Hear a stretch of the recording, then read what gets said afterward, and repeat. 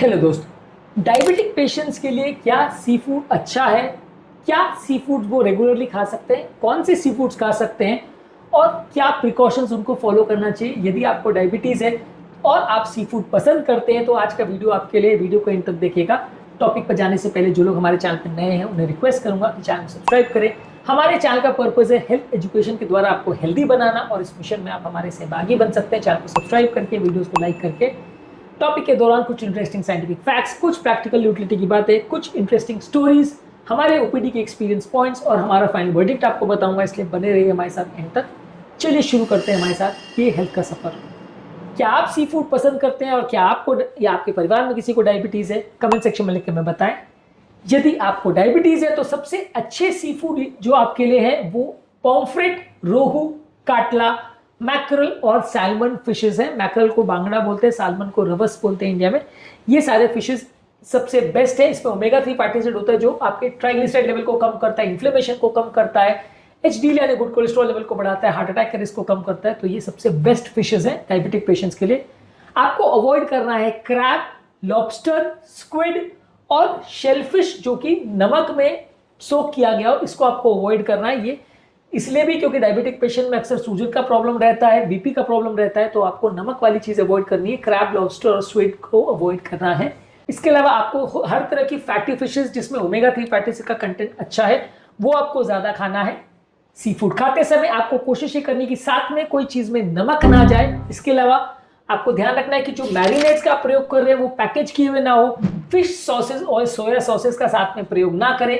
नमक के बदले नींबू, अदरक, लहसुन, हल्दी, काली मिर्च, जीरा, अजवाइन, सरसों, ये सारी चीजों का मसालों में आप प्रयोग कर सकते हैं। ये नमक के बदले फ्लेवर दे सकते हैं खाने को बिना ज्यादा नमक किए। तो क्योंकि डायबिटिक पेशेंट में अक्सर हाइपरटेंशन का प्रॉब्लम साथ में रहता है, तो ये सारी चीजें आपकी एक्स्ट्रा मदद करेगी। कुछ हद तक आपको सॉल्ट रिस्ट्रिक्शन मेंटेन करना है जो सी फूड के साथ जाता है।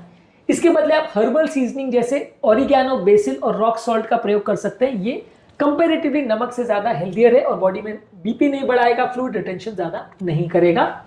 इसके अलावा हार्ट हेल्दी कुकिंग ऑयल जैसे ऑलिव ऑयल, सिसेम ऑयल, घी, राइस ब्रान ऑयल और मस्टर्ड ऑयल का प्रयोग कर सकते हैं, लेकिन बहुत कम मात्रा में। बहुत ज्यादा मात्रा में किसी भी ऑयल का प्रयोग नहीं करना है, नहीं तो फैट्स ओवरऑल बढ़ेंगे। हालांकि घी के मामले में थोड़ी कंट्रोवर्सी है और ज्यादातर लोग इसको कुछ लोग अच्छा मानते हैं, कुछ लोग उसको अच्छा नहीं मानते।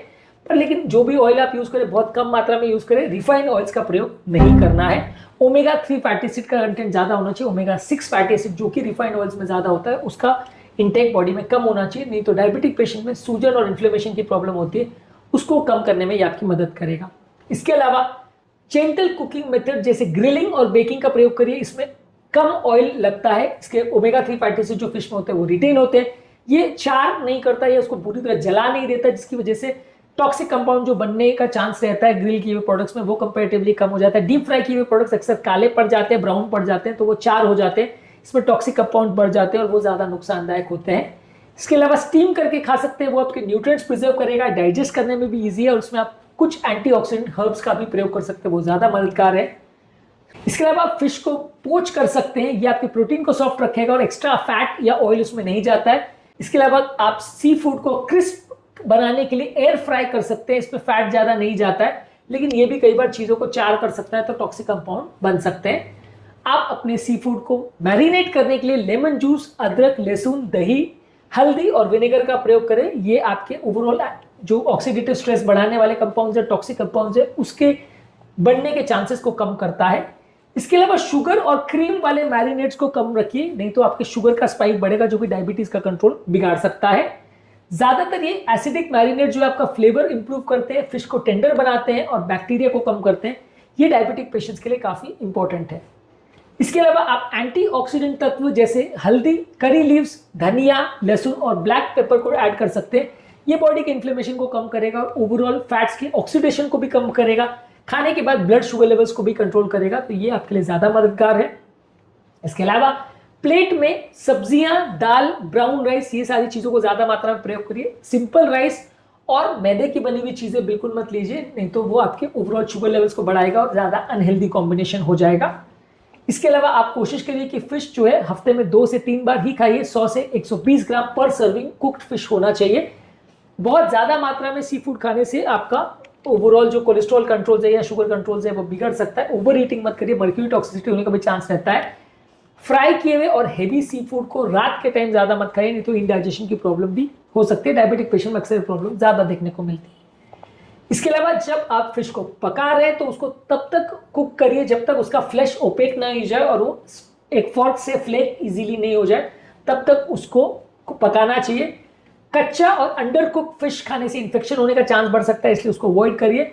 इसके अलावा सी फूड को रेफ्रिजरेटेड कर रखिए 5 डिग्री सेंटीग्रेड से कम में, जब तक आप उसको कुक नहीं करते, और 1 घंटे से ज़्यादा उसको बाहर नहीं छोड़ना है, नहीं तो उसके खराब होने का और उसमें इन्फेक्शन फैलने का चांस ज़्यादा रहता है, जो कि डायबिटिक पेशेंट्स के लिए, क्योंकि उनकी इम्यूनिटी ऑलरेडी कम होती है, नुकसानदायक हो सकता है। इसके अलावा थोड़ा सा नींबू और आंवले का जूस उसमें ऐड कर सकते हैं। इसमें विटामिन सी होता है जो कि आपकी ऑक्सीडेटिव स्ट्रेस को कम करता है, बॉडी के इन्फ्लेमेशन को कम करता है और ओवरऑल इसे ज़्यादा हेल्दियर बनाता है। तो आप इसको भी ऊपर से थोड़ा ऐड कर सकते हैं। इनमें से कौन से टिप्स आपको यूजफुल लगे कमेंट सेक्शन में लिख कर बताएं। आज के टॉपिक में हमने बात करी कि डायबिटिक पेशेंट सी फूड यदि खाना चाहते हैं तो क्या क्या प्रिकॉशन रखना चाहिए, कौन कौन से सी फूड आपको खाने चाहिए, कौन से नहीं।